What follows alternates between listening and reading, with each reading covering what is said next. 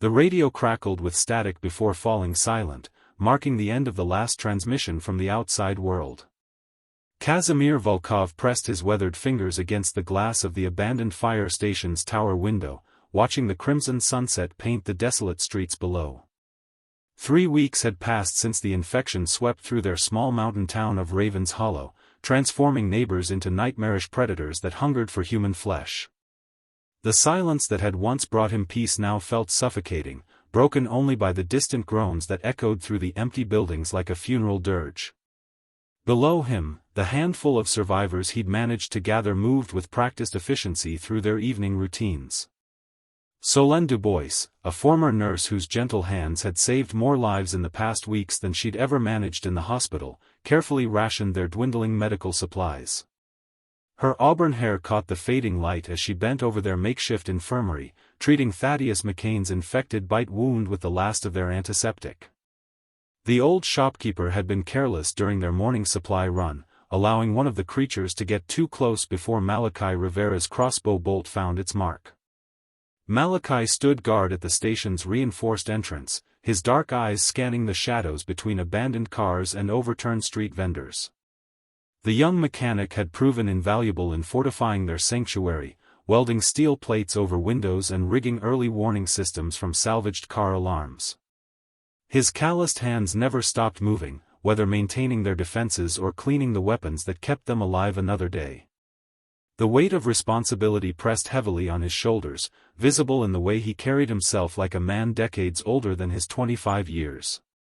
Isadora Chen emerged from the station's converted kitchen, carrying steaming bowls of their evening meal.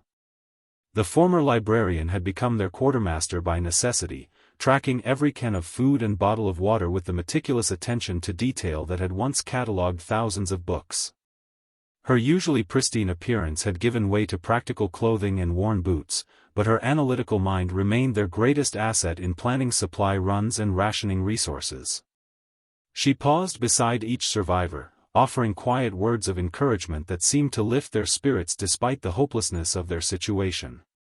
The fire station had seemed like the perfect refuge when they'd first arrived, its thick brick walls and elevated position providing both protection and visibility. Kazimir had chosen it specifically for those advantages, drawing on his military experience to assess its defensive capabilities. But as the days wore on, he began to recognize the fatal flaw in their sanctuary.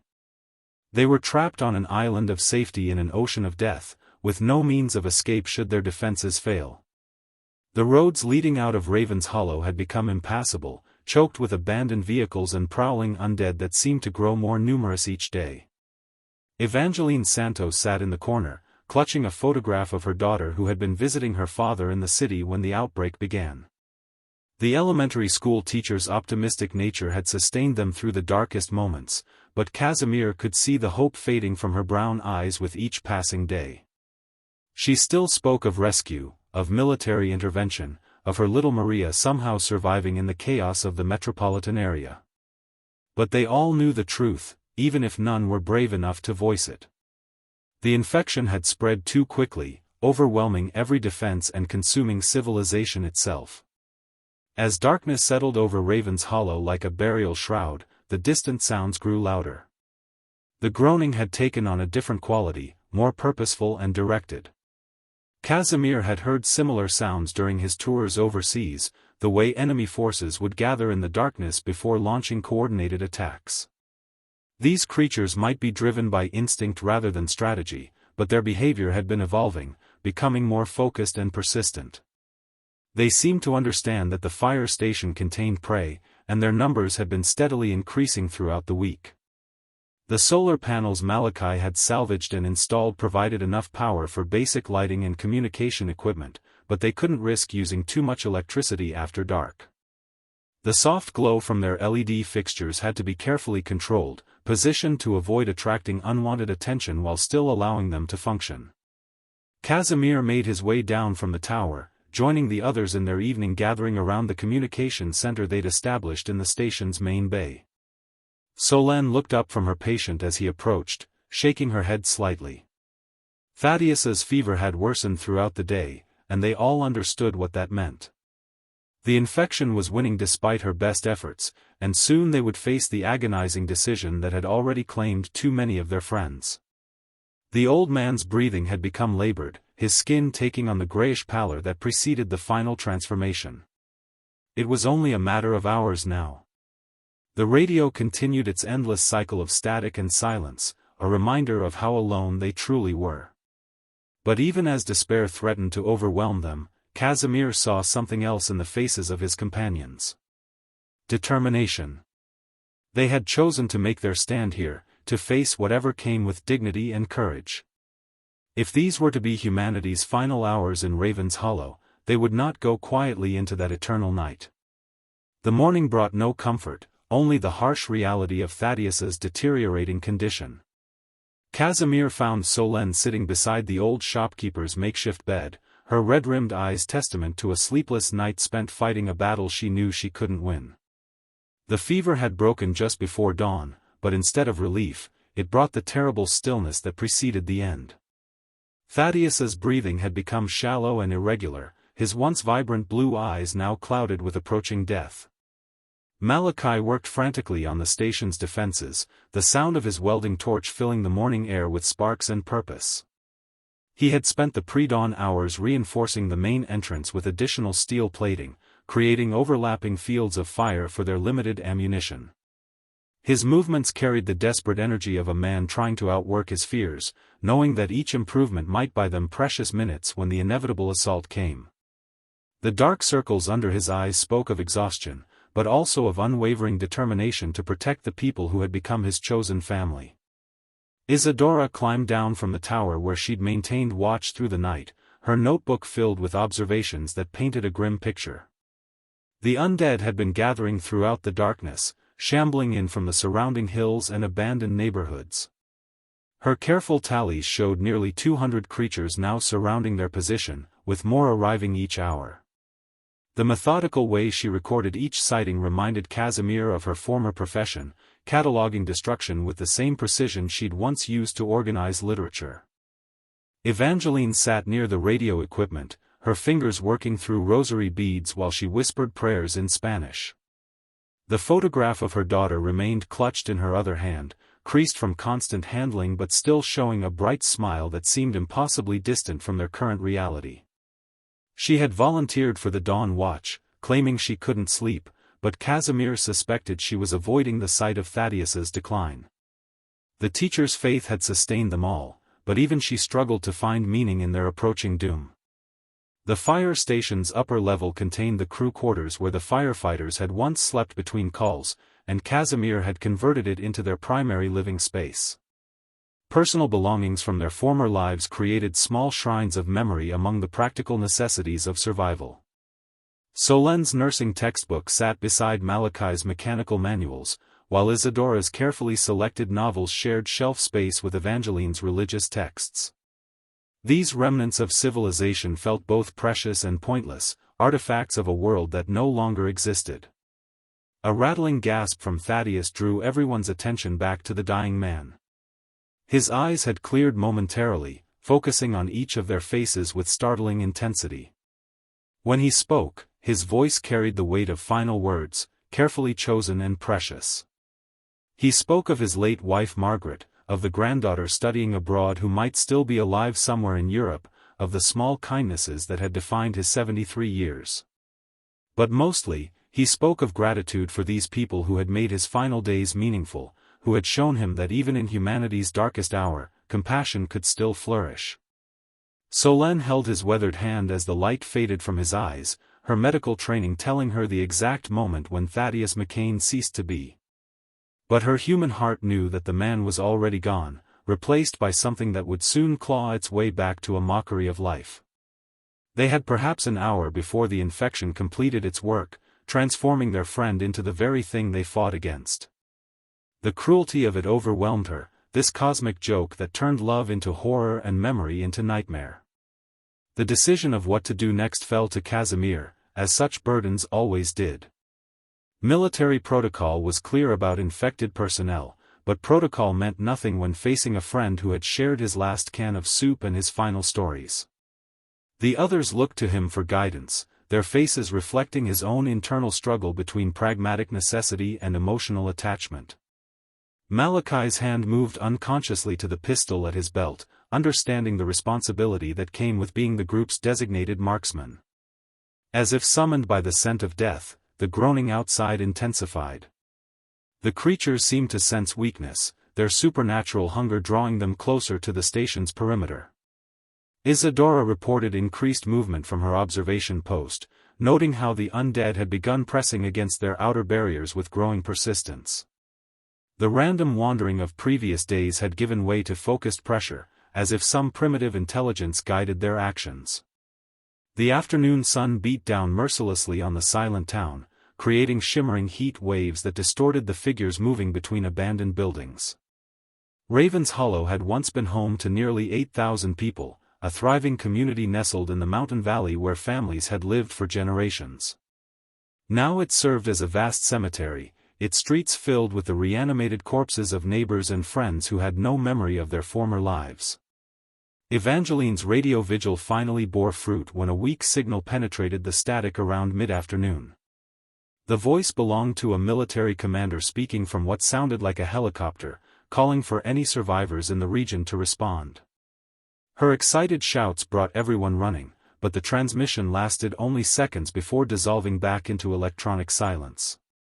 They tried desperately to respond, but their limited equipment couldn't reach whatever aircraft had briefly crossed their area. Hope and despair warred in their hearts as they realized how close rescue had come, yet how impossible it remained to reach. The outside world continued to exist, but it might as well have been on another planet for all the good it did them. Evangeline clutched the radio handset long after the signal disappeared, unwilling to accept that their one chance at salvation had passed them by like a ship in the night. Behind them, Thaddeus's body began to stir with unnatural movement, reminding them that death in this new world was merely an intermission before a far more terrible performance began. The transformation began as the sun reached its zenith, marked by a subtle twitch in Thaddeus's fingers that made Solenne's breath catch in her throat. She had seen the process before, during their desperate flight from the hospital, but witnessing it happen to someone she had fought so hard to save felt like a personal betrayal by the universe itself. The old shopkeeper's body convulsed once, twice, then went rigid as alien impulses overrode his nervous system.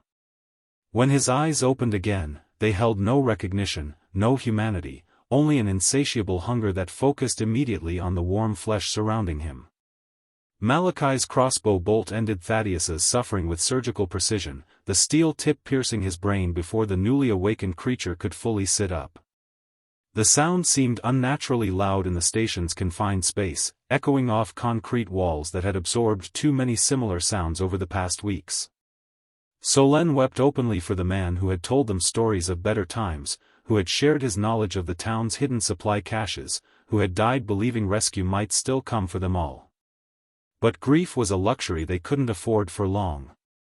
Isadora's urgent shout from the tower window drew their attention to the crisis unfolding outside their walls.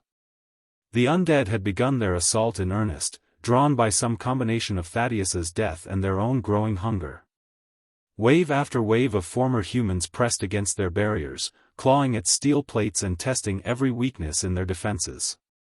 The creatures moved with disturbing coordination, as if guided by a collective intelligence that transcended individual consciousness. Casimir took command with practiced efficiency, his military training asserting itself in the face of overwhelming odds.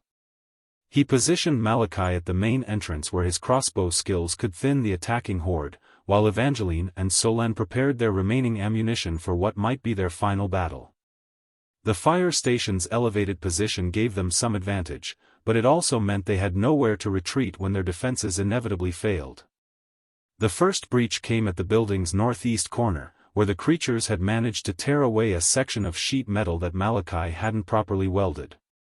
3 undead forced their way through the gap, their rotting flesh leaving black stains on the steel edges that caught them. Casimir met them with his combat knife, years of military training guiding his movements as he severed spinal cords and destroyed brain stems. But for every creature he killed, 2 more pressed forward to take its place. Solène surprised them all by abandoning her medical supplies to take up a fire axe from the station's emergency equipment. The weapon seemed impossibly heavy in her small hands, but determination gave her strength as she brought it down on skull after skull. Her nursing background had taught her human anatomy in exquisite detail, knowledge that now served a far darker purpose as she systematically dismantled the attacking creatures. Blood splattered across her scrubs, transforming the caring healer into an avatar of desperate violence.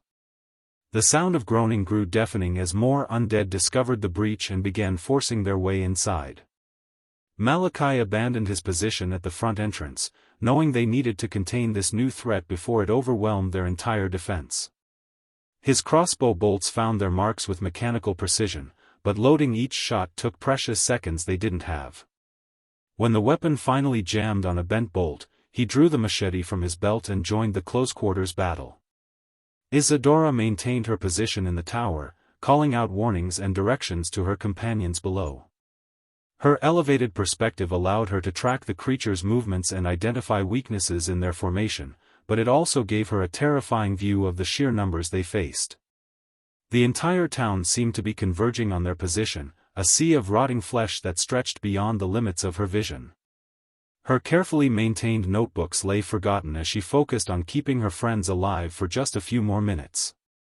Evangeline found courage she never knew she possessed, using a crowbar to cave in skulls while shouting prayers that seemed to give her strength.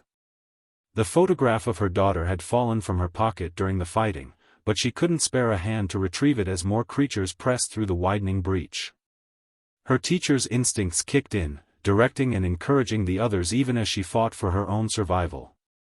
The faith that had sustained her through weeks of horror now blazed like a beacon in the station's blood-soaked interior. The battle reached its crescendo when the main entrance finally gave way under the combined pressure of dozens of undead bodies. The reinforced steel doors that had protected them buckled inward with a shriek of tortured metal, admitting a flood of creatures that filled the station's main bay. Casimir realized with crystal clarity that their position was lost, that they had perhaps minutes before being overwhelmed completely. But even in the face of certain death, the survivors fought with fierce determination. They had found something worth dying for in each other, a bond forged in blood and sustained by shared suffering. Each swing of their weapons was a defiant rejection of despair, a declaration that humanity would not go quietly into the darkness. The fire station that had been their sanctuary became their fortress, its walls witnessing acts of courage that would never be recorded in any history book. As the afternoon shadows lengthened, the tide of battle began to turn against them. Their ammunition ran low, their weapons grew heavy with exhaustion, and the endless stream of attackers showed no signs of diminishing. Casimir caught Malachi's eye across the chaos and saw his own grim realization reflected there. They would make their stand here, but it would also be their grave. The young mechanic nodded once, understanding passing between them without words. They would fight until the end, but they would choose how that end came. The fire station's emergency systems offered one final option, a way to deny the undead their victory even in defeat. But implementing it would require sacrifice from them all, a price that seemed both terrible and strangely liberating.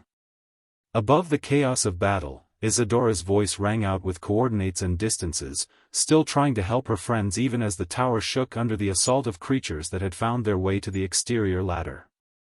The undead were learning, adapting, finding new ways to reach their prey. The siege of the fire station had become a war of evolution, and humanity was losing ground with each passing hour. Night fell over Raven's Hollow like a funeral shroud, bringing with it a temporary reprieve from the relentless assault. The undead seemed less coordinated in darkness, their movements becoming more random and less focused on the fire station's defenses.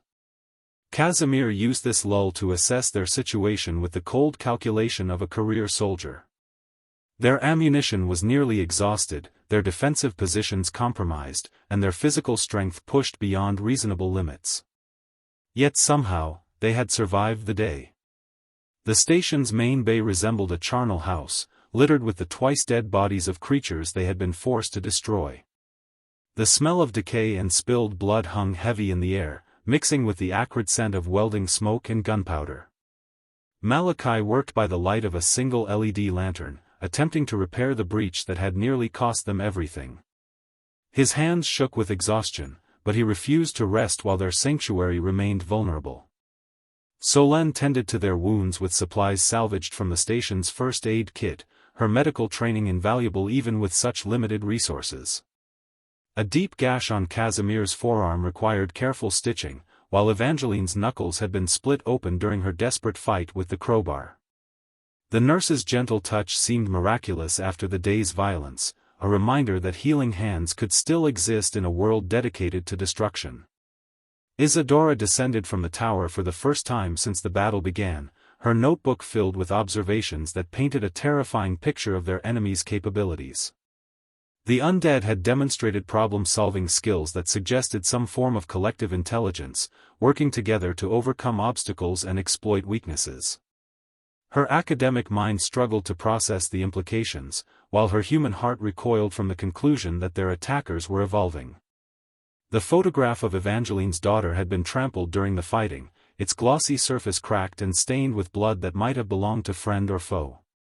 She clutched the damaged image with trembling fingers, whispering apologies to the smiling face that would never age beyond 8 years old. The others gathered around her, offering what comfort they could to a woman whose maternal instincts had been weaponized by grief and desperation.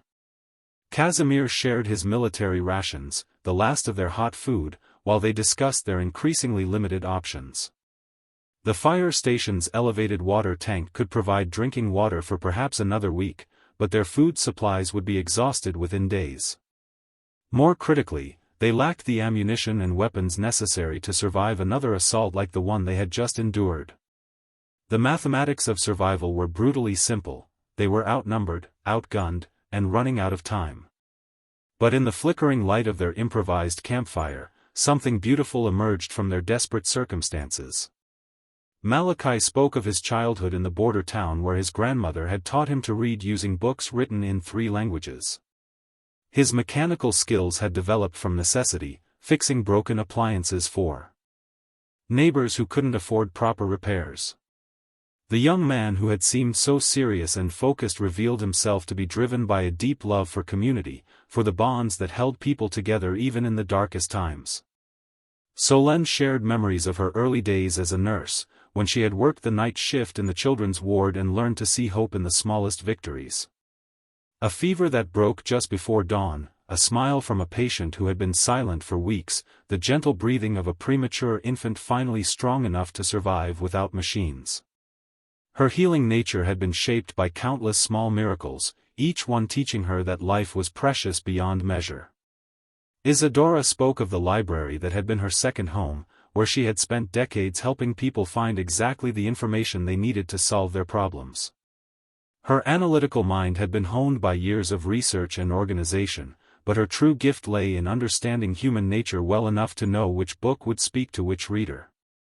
She had been a matchmaker between minds and ideas, facilitating countless connections that had enriched the community in immeasurable ways. Evangeline's story centered on her classroom, where she had spent 15 years nurturing young minds and watching them blossom into unique individuals. Her daughter Maria had been her greatest student and her most cherished creation, a bright spirit who asked endless questions and found wonder in the smallest details. The teacher's faith had been strengthened by watching children discover their own capabilities, learning that belief in something greater than themselves could inspire extraordinary achievements. As the night deepened, they found themselves sharing more intimate truths about their former lives and current fears.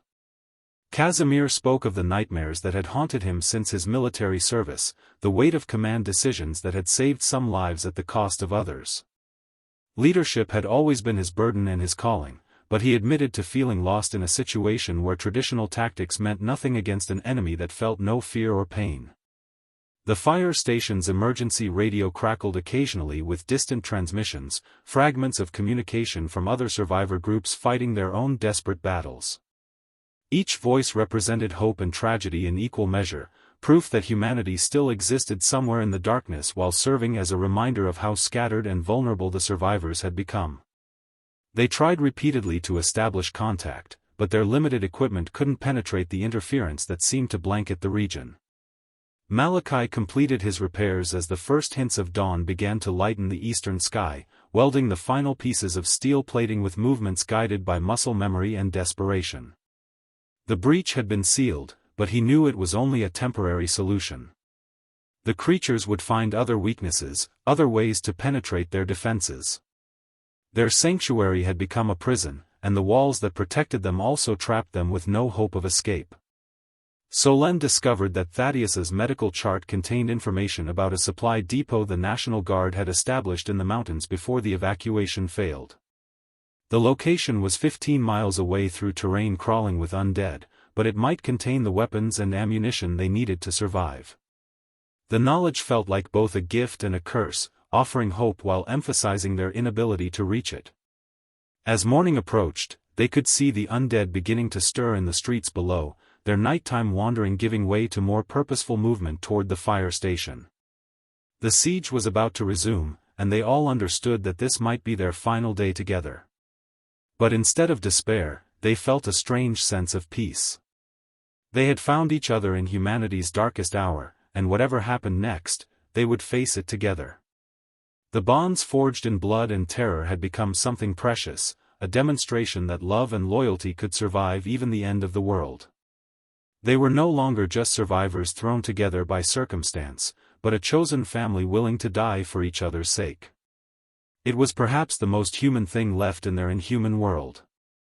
Dawn broke over Raven's Hollow with the crimson hue of a battlefield, casting long shadows that writhed and twisted like living things across the blood-soaked streets.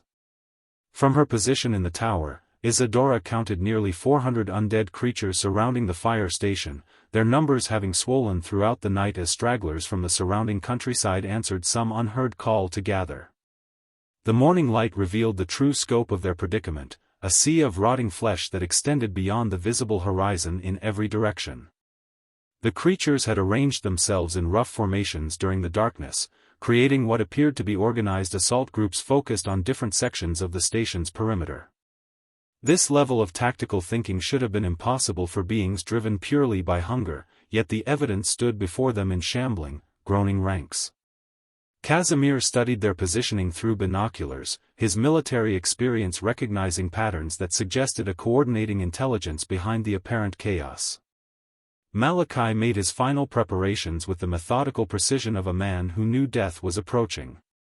He had rigged explosive charges throughout the station using propane tanks from the kitchen and volatile chemicals scavenged from the maintenance areas. The detonation system was crude but effective, requiring only a single trigger that he had positioned near the radio equipment. If their defenses failed completely, they could deny the undead their victory while ensuring their own deaths were swift and meaningful. Solen organized their medical supplies one last time, creating individual first aid kits for each survivor even though she knew their utility would be limited in the coming battle. Her hands worked with practiced efficiency, but her mind wandered to the patients she had saved during her nursing career, wondering if any of them had survived the initial outbreak. The irony wasn't lost on her that she had spent years preserving life only to face her end surrounded by its mockery. Evangeline knelt before the radio equipment, broadcasting a final message to anyone who might be listening in the outside world. Her voice carried across the airwaves with dignity and grace, sharing their story and the location of the supply depot that might help other survivors. She spoke of love and loss, of the bonds that had sustained them through weeks of horror, of the hope that somewhere, somehow, humanity would find a way to rebuild from the ashes of civilization. The attack began precisely at sunrise, as if the creatures had been waiting for some celestial signal to commence their final assault. The first wave struck the station's reinforced entrance with coordinated fury, dozens of bodies hurling themselves against the steel barriers while others climbed over their fallen companions to reach higher targets. The sound was deafening, a cacophony of groaning voices and splintering metal that seemed to shake the very foundations of their sanctuary. Casimir took position at the main choke point, his remaining ammunition carefully allocated for maximum effectiveness. Each shot counted now, every bullet representing precious seconds of life for his companions. His military training allowed him to remain calm despite the overwhelming odds, selecting targets with ruthless efficiency while calling out tactical information to guide the others' efforts. But even his experience couldn't mask the fundamental hopelessness of their situation. Malachi's crossbow sang its deadly song from the upper level, each bolt finding its mark in the endless sea of attackers. He had crafted additional ammunition during the night using materials scavenged from the station's workshop, but his supply was pitifully small compared to the number of creatures pressing toward them. When the crossbow finally jammed beyond repair, he drew his machete and prepared to sell his life as dearly as possible. The undead seemed to learn from their previous assault, avoiding the choke points that had caused them heavy casualties the day before.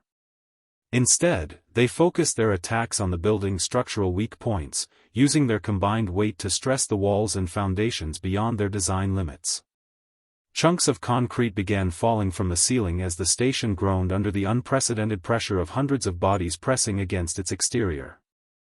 Solène abandoned her medical supplies to take up arms once again, the fire axe feeling familiar in her hands after the previous day's battle. But this time, she found herself fighting alongside people who had become more precious to her than life itself. The bonds forged in their weeks of shared survival had created a new form of love, one that transcended romance or family ties to become something purely human in its intensity. Isadora's voice rang out from the tower, providing tactical information even as creatures began climbing the exterior ladder toward her position. Her analytical mind continued functioning despite the terror, cataloging the attackers' behaviors and identifying patterns that might help her friends survive a few minutes longer. When the undead finally reached the tower's upper level, she met them with a steel pipe torn from the radio antenna, her librarian's precision guiding each devastating blow. The battle reached its peak when the main entrance finally collapsed under the relentless pressure, admitting a flood of creatures that filled the station's interior like a tide of death. Evangeline's prayers became battle cries as she swung her crowbar with desperate strength, each impact accompanied by words of faith that seemed to give her supernatural endurance. The photograph of her daughter had been pinned to her shirt, Maria's smiling face watching over the final moments of a teacher who had given everything for her students. Casimir felt the weight of command settling on his shoulders one last time as he made the decision that would define their deaths. The explosive charges were their only remaining option, a way to ensure that their sacrifice would count for something even if rescue never came. He caught each of his companions' eyes across the chaos, seeing understanding and acceptance reflected in their faces. They had chosen each other, and now they would choose their ending together. But even as his hand moved toward the detonation trigger, a new sound penetrated the battle's din. The rhythmic beating of helicopter rotors grew steadily louder, accompanied by the distant chatter of automatic weapons fire. Through the smoke and chaos, they could see military aircraft approaching from the northeast, their guns blazing as they engaged the undead horde from above. The cavalry had arrived at the last possible moment, though whether it would be enough to save them remained uncertain. The creatures seemed confused by this new threat from above, their coordination dissolving into chaos as heavy-caliber rounds tore through their ranks. For the first time since the siege began, the tide of battle seemed to shift in favor of the living.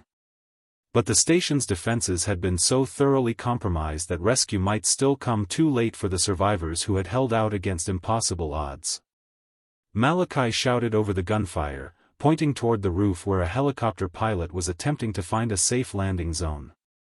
Their salvation was literally overhead, but reaching it would require fighting through dozens of creatures that had already breached their inner defenses. The final sprint to safety would demand everything they had left, one last desperate gamble in a game where the stakes had always been life itself. #Part 6, Heroes Last Stand. The helicopter's downdraft scattered debris and dust across the fire station's roof, creating a whirlwind of chaos that both concealed and revealed the desperate battle raging below. Major Patricia Voss, the pilot who had been searching for survivors since dawn, maneuvered her aircraft with precision born of 20 years military experience.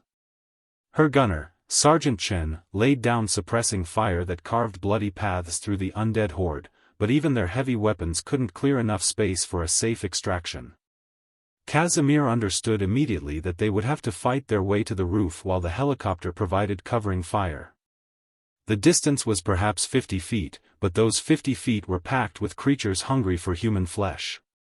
He gathered his companions around the detonation controls, explaining that they would need to move together while leaving the explosive option as their final insurance policy. If the rescue failed, they could still deny the undead their victory.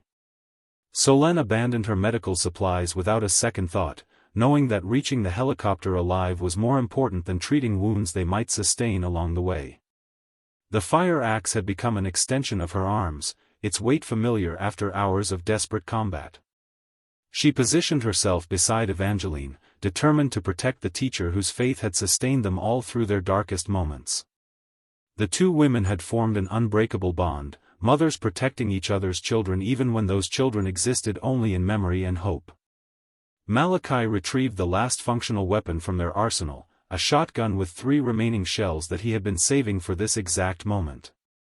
The young mechanic's hands no longer shook with exhaustion. Instead, they moved with the steady confidence of a man who had found his purpose in protecting others.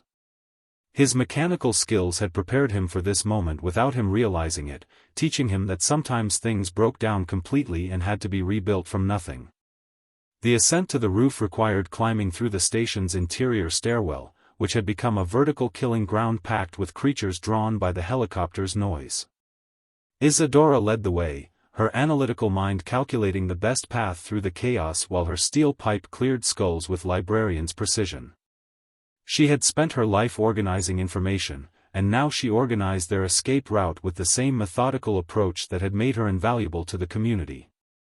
Evangeline clutched her crowbar in one hand and her daughter's photograph in the other, unwilling to leave Maria's image behind even if it meant having one less weapon available. Her prayers had become a constant whisper that seemed to strengthen her companion's resolve, each word a declaration that goodness could survive even in the face of absolute evil. The teacher who had spent years nurturing young minds now fought to ensure that knowledge and love would have a chance to flourish again. The stairwell battle was brutal and intimate, each step upward paid for with blood and sacrifice.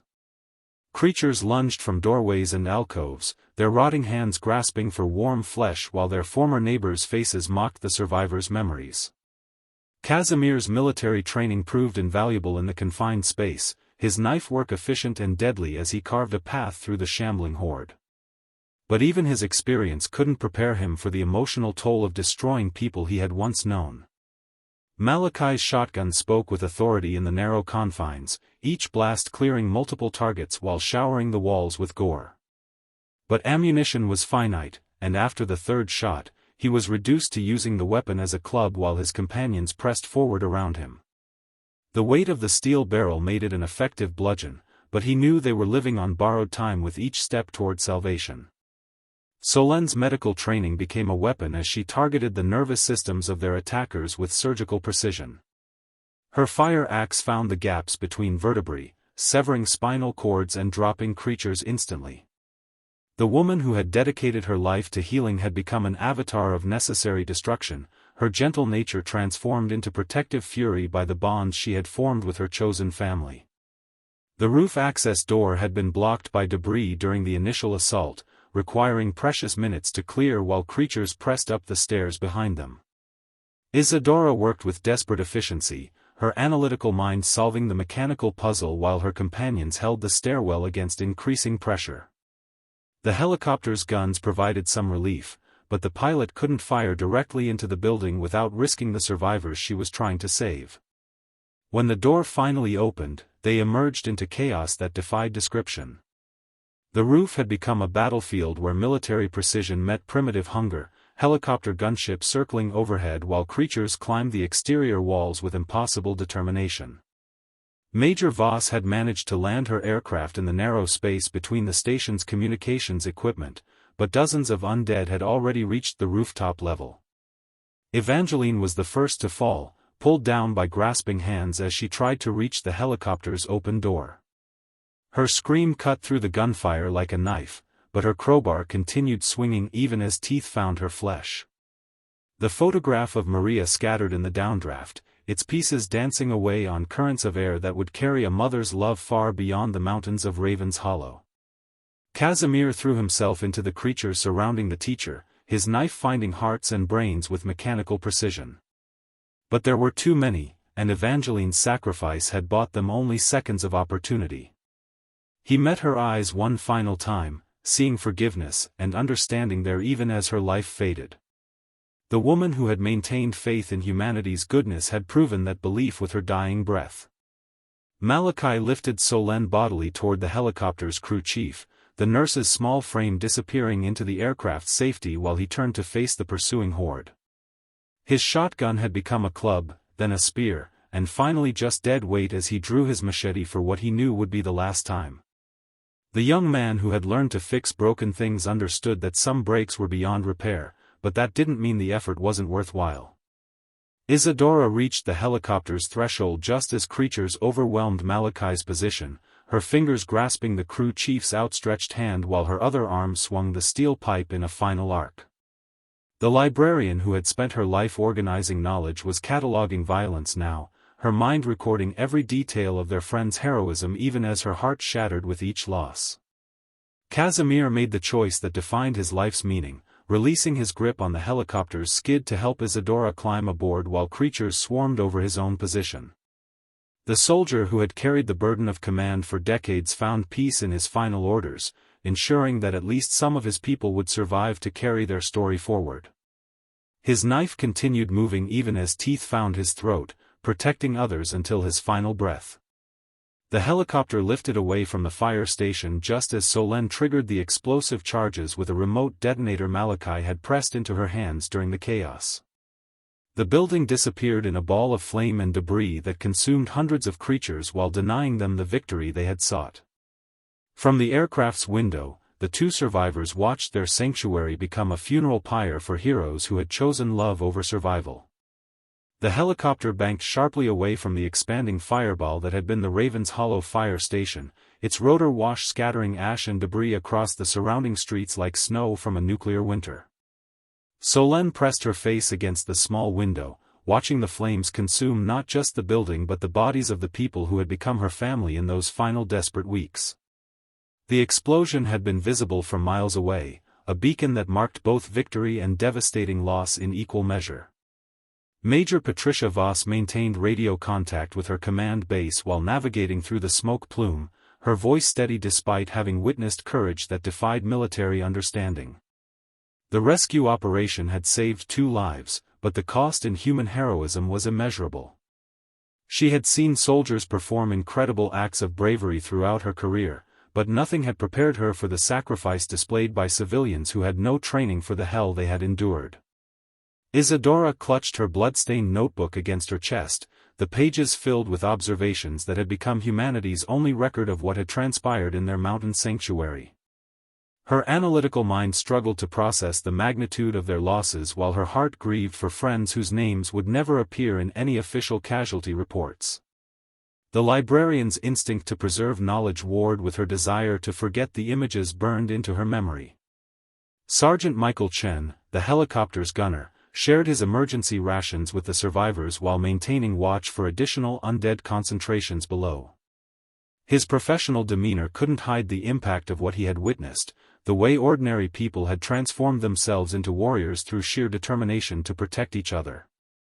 The military man who had seen combat in 3 different theaters found himself humbled by civilians who had fought harder than any soldier. The flight to the military evacuation center took 47 minutes, carrying them over landscape that had been completely transformed by the infection. Entire towns lay abandoned, their streets filled with wandering figures that looked human from a distance but moved with the jerky, purposeless motion of predators without prey. The scope of the disaster became clear from the air, showing how thoroughly civilization had collapsed in just a few weeks of exponential spread. Solen spoke little during the journey, her medical training automatically cataloging injuries that would need treatment while her heart remained focused on the faces she would never see again. Casimir's final moments played repeatedly in her mind, the way he had chosen to ensure their escape rather than save himself. The soldier's sacrifice embodied everything noble about the human spirit, proving that heroism could emerge from the most hopeless circumstances. The evacuation center occupied a former military academy, its walls topped with razor wire and defended by soldiers who had been fighting this war since the first outbreaks. Hundreds of survivors from across the region had gathered there, their faces bearing the hollow expression of people who had seen too much death. But there was also hope in their eyes, the knowledge that they represented humanity's chance to rebuild from the ashes of the old world. Dr. Sarah Whitman, the center's chief medical officer, conducted the mandatory infection screening with gentle efficiency. Both survivors bore dozens of wounds from their battles, but none showed signs of the telltale infection that would have meant summary execution. The medical examination felt surreal after weeks of combat medicine performed with salvaged supplies, professional healthcare seeming like a luxury from a different universe. Colonel James Rodriguez debriefed them in a sterile conference room, recording their experiences for military intelligence while treating them with the respect due to combat veterans. The officer had commanded rescue operations throughout the crisis, but their story stood apart for its demonstration of civilian courage under impossible odds. He made careful notes about the undead's apparent coordination and learning abilities, information that might save lives in future encounters. Isadora's detailed observations proved invaluable to researchers trying to understand the infection's progression and the creature's behavioral patterns. Her librarian's training had led her to document everything with scientific precision, creating a record that would inform military tactics and scientific research for years to come. The knowledge preserved in her notebook had been purchased with the lives of heroes, making it precious beyond any monetary value. The survivors were assigned to separate quarters for psychological evaluation and recovery, but they insisted on remaining together despite protocol. The bonds forged in blood and terror couldn't be severed by military regulations, and the base commanders recognized that separation might cause more harm than good. They were given adjacent rooms in the facility's medical wing, close enough to provide mutual support during the difficult adjustment ahead. Sleep brought nightmares that mixed memory with imagination, visions of their friends fighting eternal battles against endless hordes. Solène woke repeatedly throughout the night, reaching for medical supplies that weren't there to treat patients who no longer needed healing. The nurse's instincts had been so thoroughly shaped by their experience that she struggled to function in an environment where death wasn't constantly threatening. News from other rescue operations filtered in throughout the following days, painting a picture of global catastrophe that made their local tragedy seem small by comparison. Major cities had fallen within hours, their dense populations becoming vast armies of undead that swept across the countryside like tsunamis of death. The infection had proven too virulent and fast-spreading for traditional containment methods, forcing governments to abandon everything beyond heavily fortified strongholds. But there were also stories of heroism that echoed their own experience, tales of ordinary people who had performed extraordinary acts of courage when everything they loved was threatened. Teachers who had died protecting their students, doctors who had remained at their posts until the end, families who had fought together against impossible odds. The pattern repeated across the world, proving that human nobility could flourish even in humanity's darkest hour. Evangeline's daughter Maria was listed among the confirmed dead from the city's initial outbreak, her name appearing on casualty reports that stretched for hundreds of pages. The confirmation brought closure but also devastating finality to hope that had sustained the teacher through her final battle. Solène wept for her friend's child, understanding that Evangeline had died believing her daughter might still be alive somewhere in the chaos. The mountain supply depot that Thaddeus had mentioned proved to contain enough weapons and ammunition to equip a small army, its supplies eventually redistributed to other survivor enclaves throughout the region. The old shopkeeper's knowledge had saved countless lives even after his death, his final contribution to humanity's survival effort extending far beyond the fire station where he had made his last stand. Memorial services were held for civilians who had died defending their communities, though most of the heroes would never be formally recognized. Casimir, Malachi, Evangeline, and Thaddeus joined thousands of other names on walls that commemorated courage in the face of extinction. Their sacrifice had meaning beyond their immediate circle, inspiring others to fight harder and love deeper when everything seemed lost. The world that emerged from the crisis would be forever changed, but it would also carry forward the lessons learned by people who had discovered the true meaning of humanity when humanity itself was threatened. In quiet moments, survivors would tell stories of ordinary people who had become legends, ensuring that heroism would be remembered even if the heroes themselves were gone. 3 months after the fall of Raven's Hollow, Solène Dubois stood before a wall of memorial plaques in the evacuation center's chapel, her fingers tracing names that had been carved into black granite with military precision. The weight of survival had proven heavier than the weight of battle, each day of safety purchased with memories that refused to fade.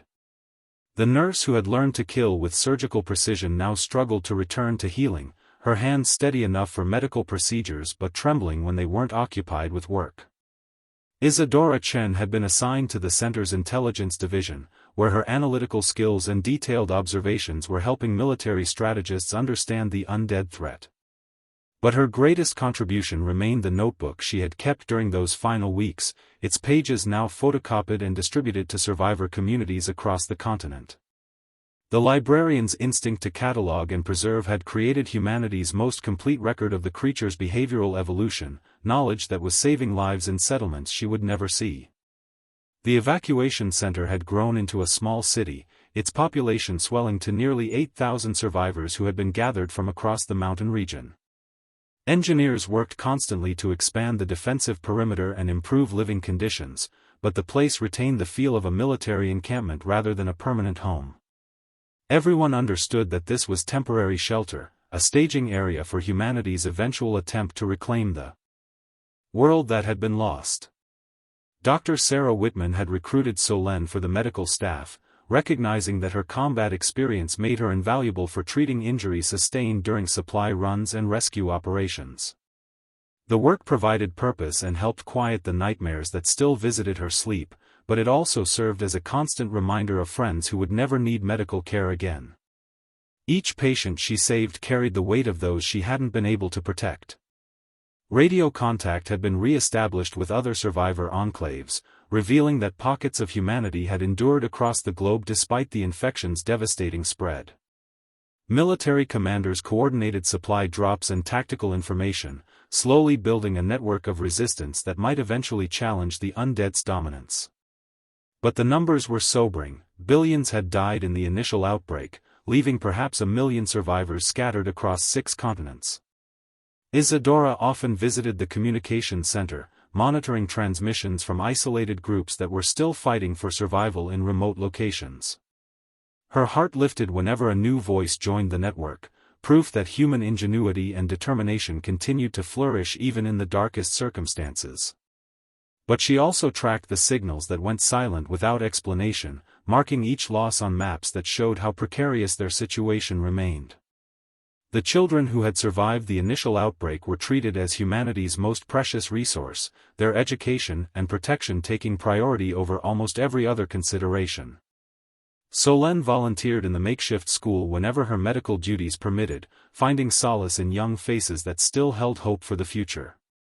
Their resilience amazed her, the way they adapted to circumstances that would have broken most adults while maintaining the curiosity and joy that defined childhood. Research into the infection continued at facilities scattered across the globe, scientists working with tissue samples and behavioral data to understand how the outbreak had spread so quickly and effectively. The creature's apparent ability to coordinate and learn suggested that the infection was more than a simple virus, but deeper investigation required resources and equipment that were increasingly difficult to obtain in the post-apocalyptic world.